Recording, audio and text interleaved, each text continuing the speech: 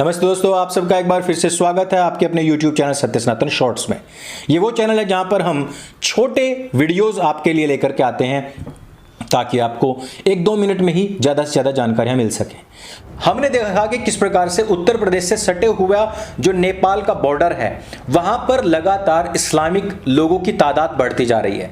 पिछले दिनों एक रिपोर्ट के अनुसार इस बात का खुलासा हुआ था कि जितने भी हमारे सीमावर्ती राज्य हैं जो कि किसी देश से जुड़ती हुई सीमा से लगे हुए राज्य हैं, इनके बॉर्डर्स पर इस्लामिक लोगों की तादाद लगातार बढ़ती जा रही है, जिसमें कि उत्तर प्रदेश एक महत्वपूर्ण क्षेत्र है। जिस प्रकार से हमने देखा पश्चिम बंगाल के क्षेत्रों से जुड़े हुए जो बांग्लादेश से जुड़ी हुई जो सीमाएं हैं वहां पर आप देखेंगे, गुजरात में, पंजाब में जो सीमावर्ती हैं, पाकिस्तान से जुड़े हुए जो बॉर्डर्स हैं, नेपाल से जुड़े हुए, और इधर देखेंगे तो बंगाल से जुड़े हुए जो बांग्लादेश से जुड़े हुए जो प्रदेश हैं, उनके बॉर्डर्स पर मुसलमानों की संख्या लगातार बढ़ती जा रही है। यही नहीं, इन राज्यों में गौकशी और हिंदुओं का पलायन भी बहुत बुरी तरीके से बढ़ता जा रहा है। आपने देखा किस प्रकार से असम के अंदर हिमंता जी के आने से पहले, या कहिए कि बीजेपी गवर्नमेंट आने से पहले, वहां पर हिंदुओं की बहुत बुरी हालत थी, बहुत बुरी स्थिति थी, जिसको देखते हुए ही एनआरसी लाने की आवश्यकता पड़ी थी कि पूरे भारतवर्ष में यहां से गुजरे हुए जो घुसपैठे आतंकवादी थे उन्होंने भारतवर्ष में क्या क्या तबाही नहीं मचाई होगी। जिसके बाद में जब हिमंता बिस्वा शर्मा जी आए तो उन्होंने ताबड़तोड़ कार्रवाई करनी शुरू कर दी और लाखों हेक्टेयर जमीन इन आतंकवादियों से छुड़वाई थी।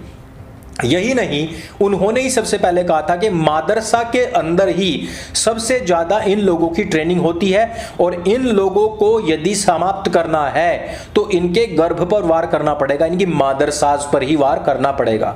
हेमंता जी ने लगातार इस कार्रवाई को किया और मदरसाज समाप्त किए। लेकिन आज की स्थिति में यदि आप देखिए कि यदि आप अपने भारतवर्ष को हिंदू राष्ट्र कहने की थोड़ी सी भी जरूरत करते हैं तो कोई जिहादी आपके ऊपर टूट पड़ता है और वो क्या कहता है? वो कहता है कि तुम नेपाल भाग जाओ, वो हिंदू राष्ट्र है। फिर कहते हैं कैलाशा भाग जाओ, वो हिंदू राष्ट्र है। लेकिन नेपाल को भी पूर्ण रूपेण एक इस्लामिक स्टेट बनाने के लिए इन लोगों ने घुसपैठ जारी कर रखी है और वो भी बहुत लंबे समय से। नेपाल एक ऐसा स्टेट है जहां पर पाकिस्तानी भी आते हैं और जहां पर हिंदुस्तानी भी आराम से जा सकते हैं बिना किसी वीजा पासपोर्ट के।